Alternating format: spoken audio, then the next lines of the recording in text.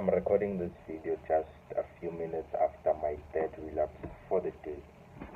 So I have masturbated 3 times today. I've watched porn 3 times today, and I'm still feeling a strong urge to do it again, but I decided that maybe I should use this time to record this video and maybe try to forget about the edge for a while I do something productive, and that's why I'm recording this video now. Hi guys, and welcome to my channel. As you saw on the name, I am the anonymous African addict. I am the son of a preacher. I'm a university student, and I'm a porn addict. Now, in South Africa, those are not words that you usually say in the same sentence. Preacher, porn addict, university student, but that's just who I am, man. Yeah. Now, this channel is for anyone who is going through a porn addiction journey. I think one of the main reasons why those words are not said in the same sentence in South Africa is because in South Africa, pornography is not, I think South Africa is not the only country, but it is not recognized as an addiction, right? So, so I started asking for help earlier this year in January. So I went to the counseling service that is offered by my university, and I told them that okay, I have this problem, I'm addicted to porn and I need help. I need a social worker, I need therapy because I've had it with this thing. I've been addicted to pornography since I was 8 years old actually. So I stumbled upon pornography. It belonged to my father, the preacher, and this is one of the reasons why I decided to go anonymous, because my father is a prominent figure in my community, and yes, I do not want to air his dirty laundry, but at the same time I also want to share my experience with someone who can relate, or just someone who needs to listen, who needs someone to talk to. So I went to my counseling service at the university. I told them I have this problem, and the lady was shocked. She was like, I've never heard of porn addiction in my life. Are you sure you know why you're here? Are you sure you're not here to waste our time? And that broke my heart, because I lost hope at that time, and I told myself that okay, what if I'm not going to get help? What if I'm going to be a porn addict my whole life?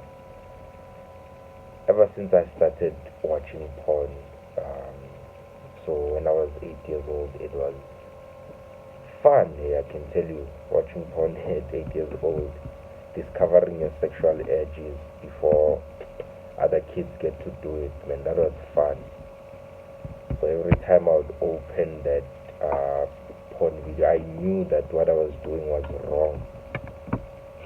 I knew that if I got caught, I was gonna get an ass whooping that day, and that's one of the reasons why I would hide my habit until now. So the only person I've ever told about this is my current girlfriend. She's the only person who knows right now that I have this problem, and she's the one who suggested that I need to get help.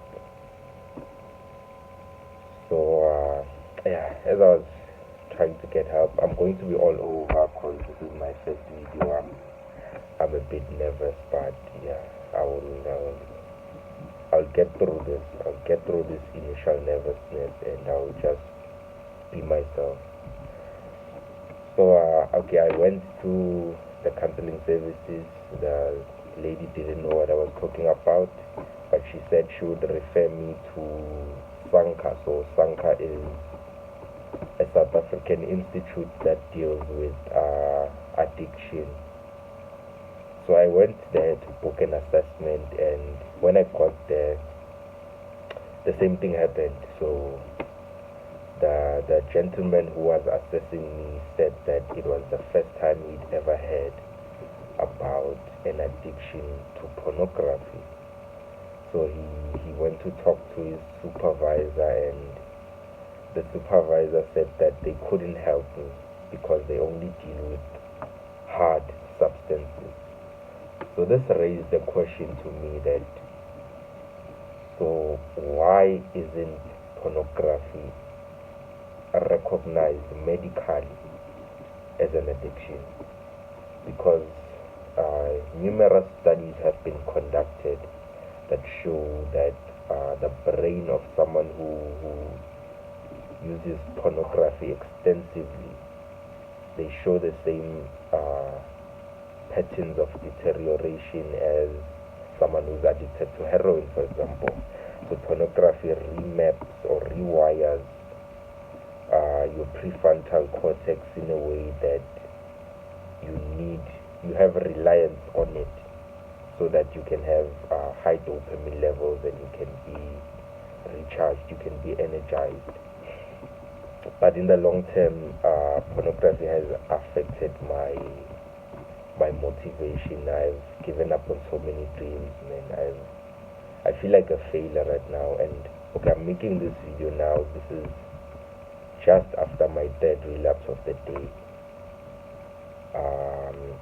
Before relapsing today, I'd gone 5 days without watching porn, and that's not my longest streak yet. My longest streak was, I think I stopped watching it for 3 weeks, 2 or 3 weeks, and so in that 3 weeks I had my first ever wet dream in my life, and after having that wet dream I had another relapse and the cycle started again.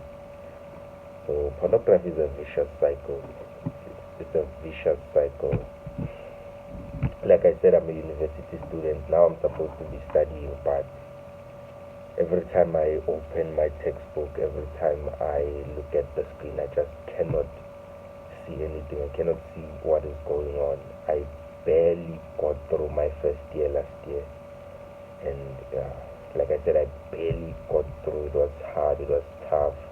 I had to force myself to study. I had to force myself to understand.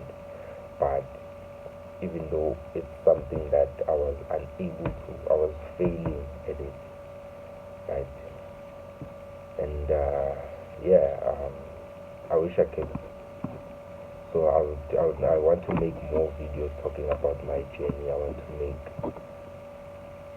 want to raise awareness, especially in South Africa, about porn addiction, because I feel like there's so many of us who are addicted to porn. There's so many of us who feel like, okay, our usage has stepped into, so there's a thin line between usage and abuse, and I know that I'm not the only one who feels that we have crossed that line between usage and abuse, right?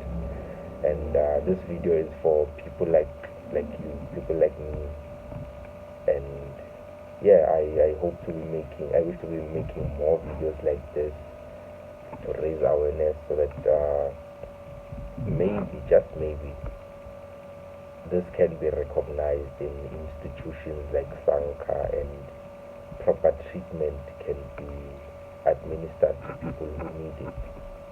Because right now I just have this brain fog, this loss of motivation. I used to be someone who was very self-aware. I knew what I was feeling and when I was feeling it, why I was feeling it. But now my feelings are just all over, man. My feelings are all over, and I can see that these are affecting my relationships. with my parents. This is affecting my relationship with my girlfriend. I have so much social anxiety. I'd prefer to sit alone in the darkness than to actually go out and interact with people. I can't even have a conversation with a woman, with a lady, because I can't even look her in the eye.